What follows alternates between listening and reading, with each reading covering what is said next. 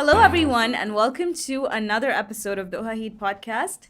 Today we have a very special guest with us. I know I say this every week, but she's actually I just got to know her like 10 minutes ago, and she seems like a really fun person to interview. So Thank you. Jasmin, Same to you. Thank you, Jasmin Maier. Yeah.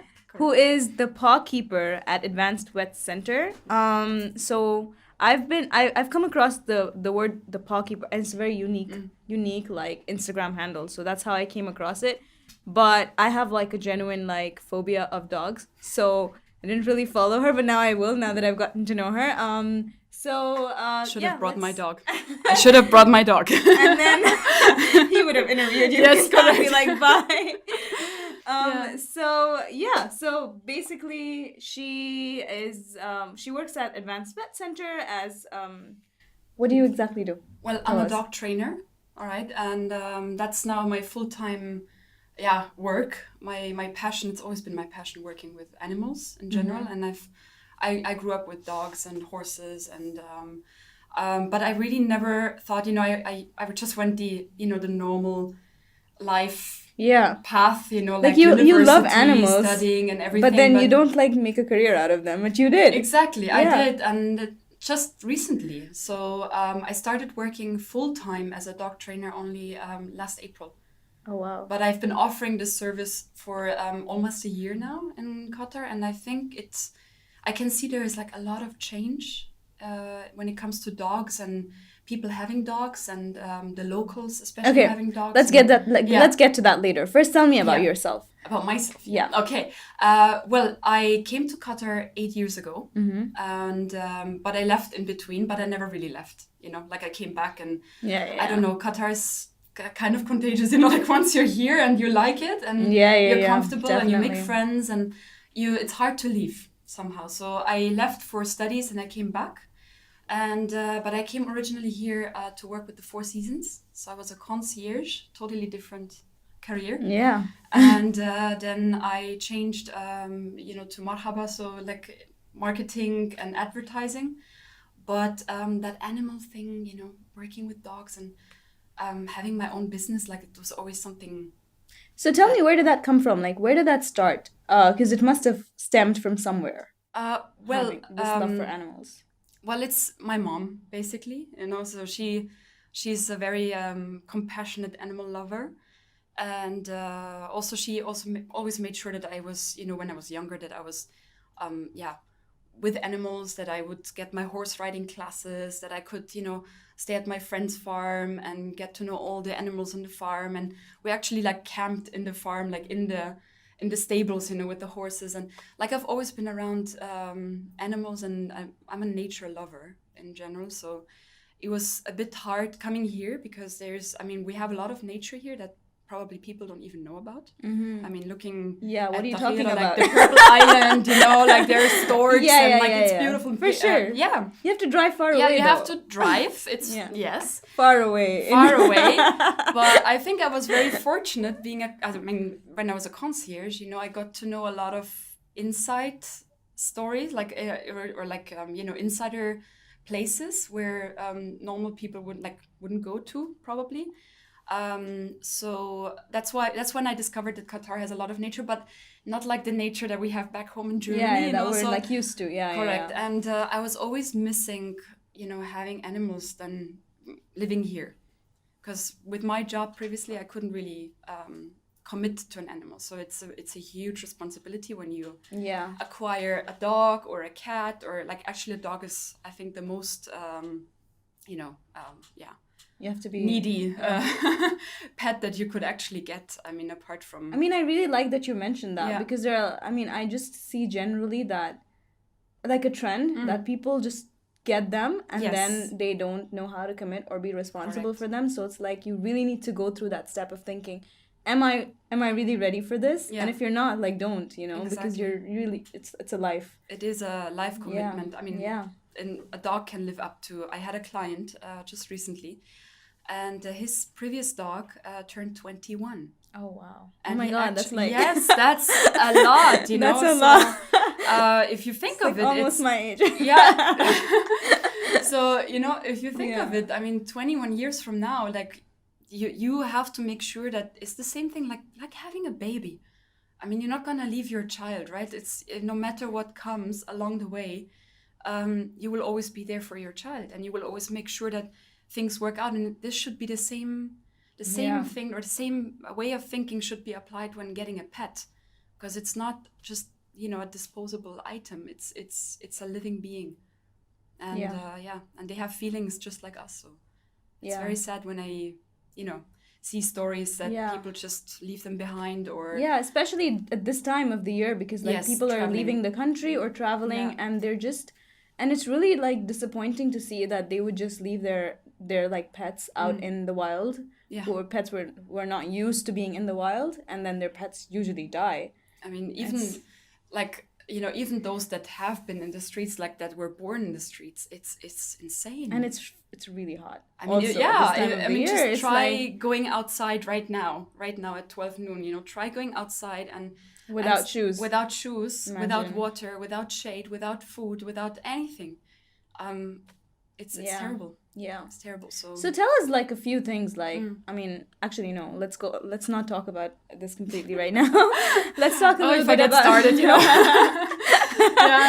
Let's talk about how that transition happened. Like how did you decide, okay, now this is it, this is my passion and I'm going to like do this full time. And because it's really difficult for you to have like a full-time job and then give up that job to go and do something, follow your passion that you don't know will it pan out, will it work out for Yeah. you, and you've just done it for a year now. Yeah. So tell us a little bit about that, the struggles, the challenges. Well, like to go back, 2 years ago, I was just a little bit active, in the rescue scene, and I used to go a lot to the shelters to walk the dogs. But like I said, I wasn't really ready to commit to one because I wasn't sure with my working hours. And when you work in hospitality or media, it's 24 hours job basically. Like you have a very irregular schedule, and so like I said, I wasn't really sure if I could commit. Now I witnessed that time when I went a lot to the shelters. I witnessed that many dogs are like turned in because they don't really like the families couldn't really handle them. They didn't really have the knowledge to actually train them. And some people are a little bit, naive when they get a dog. They think, okay, the dog is gonna just like grow up and and be perfect. No, Oh my god. yeah, exactly. So Children. exactly, like like basic things like potty training, or it can be very frustrating. Puppy biting when you get a young pup, it can be very frustrating. So I noticed that there is a demand, for people to get a little bit of awareness of what they should do and how they should do it. So I just I don't know, I had this one evening, I was just sitting at home and I thought, what if I start like applying the knowledge that I already have, and if I just like offer that as a service, so I could maybe turn some of the families that would give up on their dogs, maybe I could turn things around a little for them. But then I was also thinking, okay, I had knowledge already because from growing up and yeah. like being with animals and so on, but I didn't really feel comfortable offering my knowledge without having a proper certification. Yeah, I agree. So in the same time, I mean, there's nothing here in Qatar, unfortunately, or in the region actually, where you could study dog behavior and dog training. So I did a little research, and I found this academy in Germany that offers online courses for 2 years. It's like a full course for 2 years. And within the courses, you can, book seminars, like practical seminars, because it's not only theory that you, I mean, you need to apply what you're learning as well. So I went for it.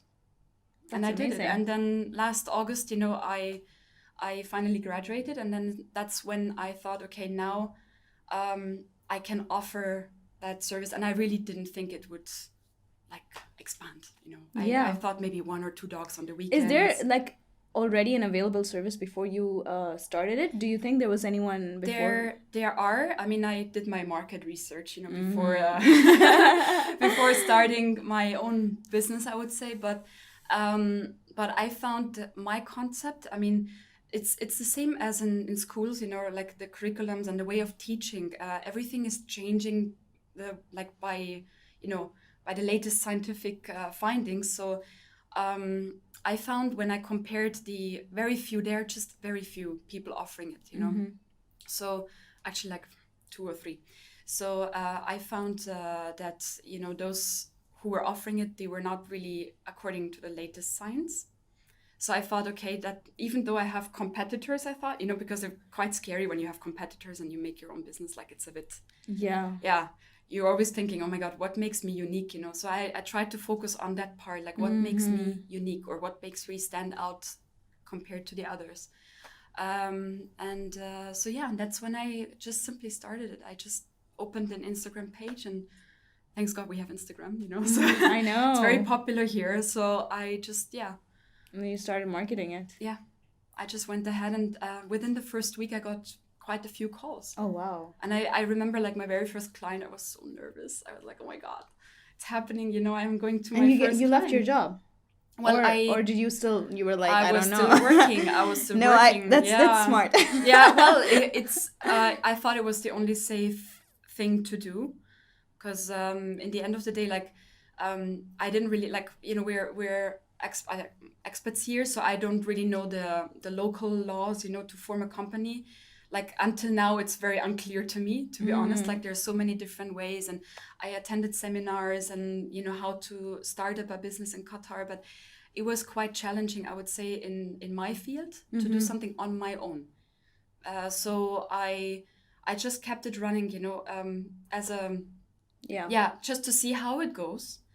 And like I said, it was overwhelming, all of a sudden I was working, full time, like from 8:30 in the morning until like 5:30 in the afternoon, and then evenings as well. We had events and stuff to attend. So if you work in the media industry, it's crazy sometimes, and sometimes on weekends as well. So it was a very, very tough time juggling everything, juggling the appointments for my dog training clients, the events, the meetings, and then trying to find my way, like, because at some point, it was in December, I was so overwhelmed.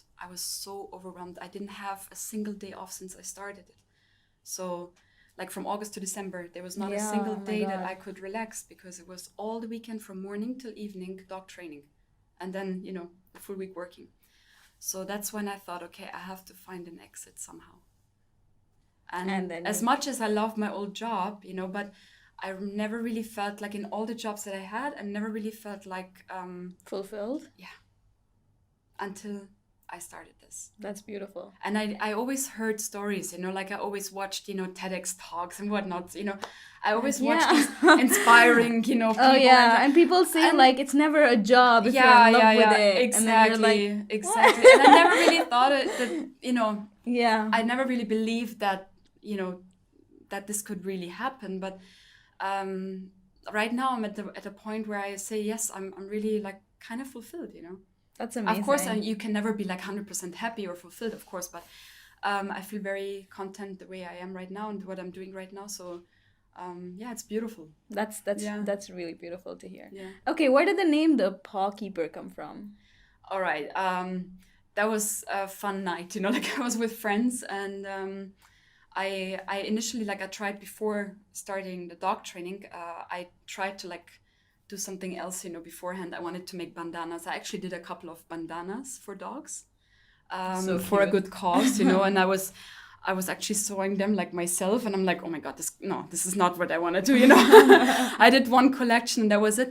But then when I started this bandana thing, so I was like, I need to come up with a unique name. I mean, there's so many like names out there, like if you check the internet, like there's so many dog business names, and but I thought, like the goalkeeper, like keeping something safe, like protecting. Oh, wow. But then I was like, okay, not the goal, like paw. Like I was thinking, like I was playing with the words and brainstorming with my friends at home. And so we came up with Pawkeeper. It is a very unique word. Yeah. It's very, I mean, it really ignites that like visual sense of, okay, she's keeping something very safe. Yeah. Correct. Yeah. So that's why like every honestly, like every dog that comes to my training, whether it's the group trainings that I offer or the puppy classes or private trainings at home or the boarding or whatever, every dog is really like, like my child. I treat them like my kids, honestly. Like if I had kids, I don't. Do you have have kids. your pet finally now? Or? Yeah, I have 2 Oh, dogs. wow. Yeah, and that's also, the dog that I got from Second Chance, Sophie. She really changed my life. Oh. Yeah, and I wasn't really ready to keep her. Like I said, I was really trying always to not get attached to any of the dogs that I would, deal with in the shelters. But the moment I saw her, I was like, that's it. I have to keep her. And it was quite a tough time that time, like I was changing jobs and I wasn't really sure if I would stay here in Qatar or not.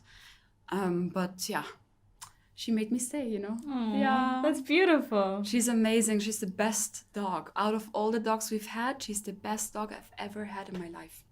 That's what every parent says about their child. So yeah, but like no, I totally get that. No. I can tell that you're being emotional. No, really, she's. I believe when you rescue, instead of buying one from from a store or like. That's a totally different subject. If I get into that one right now, I'm not gonna stop as well, But I think if you adopt and you save a life, they know. They know. I can tell. Like she, every day, like the way she sleeps in bed, she's like she's so relaxed, and I feel like sometimes she smiles while she sleeps. Oh wow. Yeah, so that's so cute. And when she came to us, I mean, she was not like that at all. She was actually in the corner, shaking, and I had to hand feed her for 2 weeks. She was not really eating. She would always throw up. She was not in a good shape, I would say. Like she was. Yeah. So let's talk a little bit about that because as a journalist, like I also did a project on animal abuse here, and it's like people don't know that this happens, and and it's like for me also, I'll be very honest, I was really surprised to know that this is an issue here because like you don't really see what's happening. You just see like the wild dogs, cats or dogs, a few dogs, mostly cats out there, and they're like they know how to survive most of the times. So it's like, let's talk about that. What happens in these shelters, and like why is it necessary for us to know about them, like about these shelters? Well, all of these shelters are not funded. I mean, by the government. They're all privately operating based on donations. So this alone is already like a reason to help, because they're really doing a great job. All of them, they're all full. Every time I rescue, every time I find a dog in the street, every time something crosses my, when I'm driving, like a dog crosses my way or whatever, and I'm picking them up, I'm like, first thing is I'm calling the shelters, like I have my contacts and calling them, and they're like, we're so sorry, we're full. We had just like a box of puppies dumped in front of our shelter, or we just had that severe abused dog that we had to take in, so we are really, really full. And so how are dogs abused? Like what happens? Like in general? Like, I think like let's say like worldwide, internationally speaking, animals don't really have rights, I would say, internationally speaking. Yeah. In most of the countries, it's even back home in Germany, we have animal abuse. Like you read a lot in the US, in the news, like that pit bull was abused and this and that. It's going on everywhere. But here, especially, like we have a lot of cases of, abandonment, I think. That's so. I think. And people don't realize that's actually abusing the animal. It is, exactly. Yeah. It is. And also, sometimes it's just like the lack of knowledge. And I get a lot of now that I'm out there and I'm trying to reach out to a lot of people, I can actually like see that people are dying for help, to know how they should treat their dogs, for example. So I got a client who called me and she was like, the dog is barking all the time and the dog potties inside. And so I was like, so how is the exercise? Like how many times do you walk the dog per day? And she's like, per day? I'm like, yeah, per day. And how many times? How many times per day? Wow. She's like, yeah, well, like we took her out like 2 weeks ago the last time. I'm like, obviously, this is like, for me, it's knowledge. common sense, I but see what you for mean. some people it is not. And this is where, I mean, I can't blame anyone. It's just like there has to be more awareness. Yeah. Much more. Yeah. Yeah. And that's where you come in. You have all of this knowledge that you're ready to impart. So like, what are the, like, I know you said like, I mean, why, you've told me that why dog training is a necessity, not an option. Can you talk a little bit about that? Well, I also had this debate with one lady a couple of weeks ago. So she was like, yeah, why should my dog jump off my shoulder like a circus animal? Because Sophie, my dog, she knows a few tricks, you know. So yeah, it's not about that. It's not about the tricks. About that. Because when you hear the word dog training, you think that's what it's about. Okay. Actually, my work, I would say I have like 50% dog training. There's a difference between dog training and behavior. So these are actually two different study subjects even in the academy. So like dog training is mainly, you know, like sit down, up, stay, come here, turn around, whatever, you know, heel and leash walking and these things. But then we have a lot of behavioral issues, you know, that I face here a lot. Like I have 50% dog training, 50% dog behavior from my client's side. Now, the training itself, why it is a necessity. If you just think about it, like if you have a child, would you send it to school?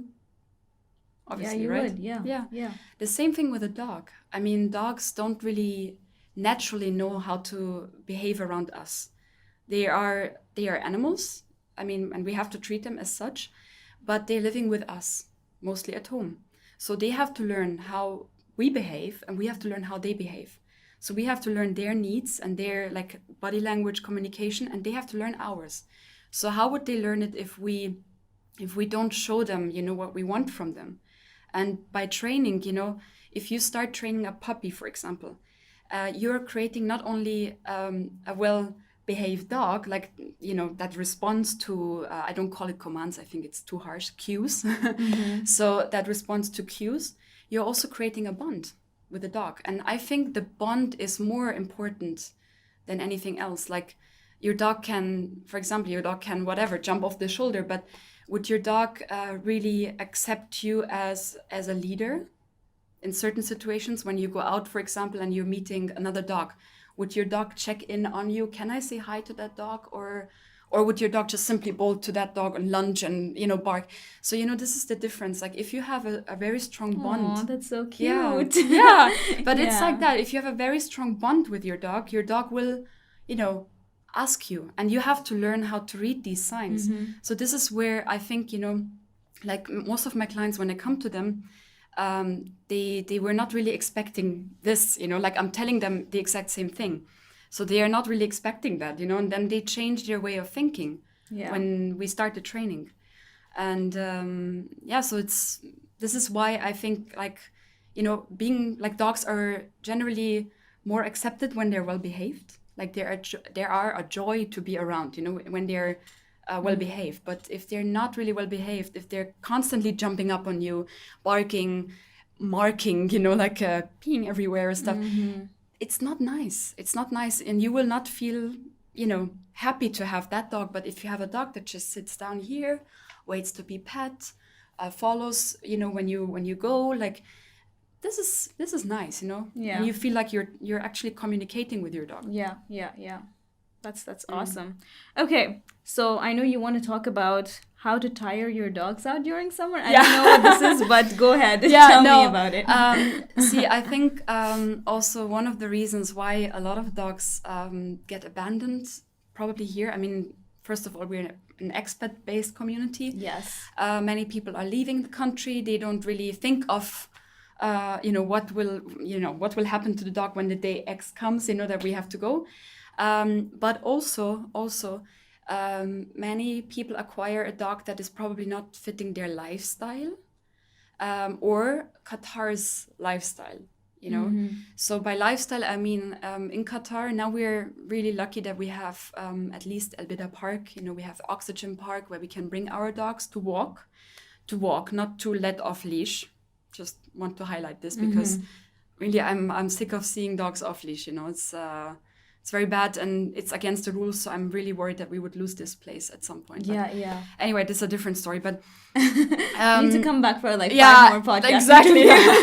No, but like what I'm trying to say is that tiring them out means like a tired dog is a happy dog, okay, and a well-behaved dog usually. Okay. So if now in this summer you have a husky at home that usually should run 20 kilometers per day in order to be, tired and well-behaved at home. 20 kilometers. That's what a husky should run per day. Oh my God. They are bred to run. They are bred to pull sleighs. They are bred to work. Well, then you have to run them. So you have to be doing the 20 kilometers. Correct. That's great. Because, or you have to find a substitute, for the running. Yeah. So this is why actually I'm holding as well workshops on certain topics. And this was one of my workshop topics before the summer started. And I was so surprised. I had a huge turnout. Like we had 18 people joining, which was way more than I was expecting. 18 people with their dogs. To learn what to do with their dogs in the summer. So what I always say, like there is physical exercise and there's mental exercise. So it's the same thing with us. Like if we go to the gym and we run and we're like, we listen to good music and we're exercising. When I leave the gym, I'm not really like tired. I'm actually like full energized. Yes, exactly. So physical exercise is one thing, like I'm saying, but then mental exercise, try to study by heart. Try to like study a full page, a poem, whatever, by heart. It will tire you out. You'll be like, oh. Or reading, I fall asleep when I read. Like this is my night routine, reading a book. Yeah, I agree. And I fall asleep. If you're not feeling sleepy, you always should read a book. Correct. Yeah. Correct. So the same thing with the dogs. If we exercise them mentally, we make them tired. And by mental exercise, there are so many different ways. I have a lot of DIY things that I do at home, like hiding, like my dogs don't eat from the food, like from the bowl, like they eat by training. So I feed them the whole meal while I'm training them, or I'm hiding the treats around the house. I'm letting them find them. I have a snuffle mat. It's quite a funny thing, like a carpet where I hide treats inside and they have to find it. So I'm trying to puzzle games as well. There are different puzzle games, different intelligence levels actually of. Oh, wow. Yeah, I'm very proud to announce Fancy. that Sophie is level 4 now. So Out of how many levels are there? Like they're like 5 or 6 or something. Oh, wow. Yeah, she advanced. Yeah, I have a second dog as well that I adopted. So I have 2 at home. So Charlie is picking up as well. So this is a different way of exercising your dog in the summer. Because like I said, many people they underestimate the summer in Qatar, and it's really dangerous to walk your dog outside. Just yesterday I had the unfortunate news that one of my clients' dogs passed away because of a heat stroke. Oh.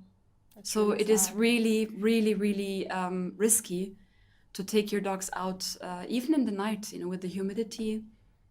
Some dogs, they can't really handle it well. And if you don't really know the signs of heat stroke, they can't talk to us, They can, in a different way, but not in a human language. So you don't really know, and suddenly they collapse. So this is where, I exercise them indoors by puzzle games, by training, by playing fetch, by, working on new tricks. Charlie now can open the fridge. Like he can actually pull a rope and open the fridge. So like things like this, we're trying to be creative. So you have to be really, that's what it's really important to me to highlight this because, people really underestimate the heat. And, and they kind of, dogs start destroying the house because they get bored. And I get that. And that's why they get also then, dumped because people don't really know how to exercise them, how to get the energy out of them. So that's why I wanted really to talk about that. That's awesome. Yeah. All right. So this is something that's like my problem. And I know that a lot of people who are like from my background, which is like usually like third culture kids who grew up in the Middle East where you don't get to see a lot of like animals out in the public. So you grow up fearing them. Yes. And also, I don't know, I feel like I've had like some incident, like there's like this PTSD associated from the childhood that I can't really, like I can't say that was the incident that made it happen, but I know there were like a bunch of things. So how do you get over that kind of phobia? And I know you're not, I'm talking to you like you're my therapist or something. Honestly, you know what's my slogan? It's not dog training, it's people training. Mm-hmm. So I see myself in many situations, I see myself as like a psychologist or like therapist or whatever, And I started also offering dog phobia sessions. Yes, and I have currently 3 clients that I'm helping overcome their dog phobia. And they're local ladies, and they really love seeing dogs, and they really like, they are like they admire what they can do. Yeah. I mean, if you just look at it, Crafts. Crafts, it's an international competition in the US. No. I'll send you the link. Just watch and you will see what dogs can do. I mean, dogs are trained as service dogs. They are police dogs. They can do a lot of things. But anyway, so they're scared of them. Yeah. Like probably you, right? Exactly. Yeah, definitely. So Sophie, I discovered she has a very, very calm nature. Like she's very calm. She is, she detects when you're like sad. She's a very sensitive dog, I would say. So I use her for these dog phobia sessions.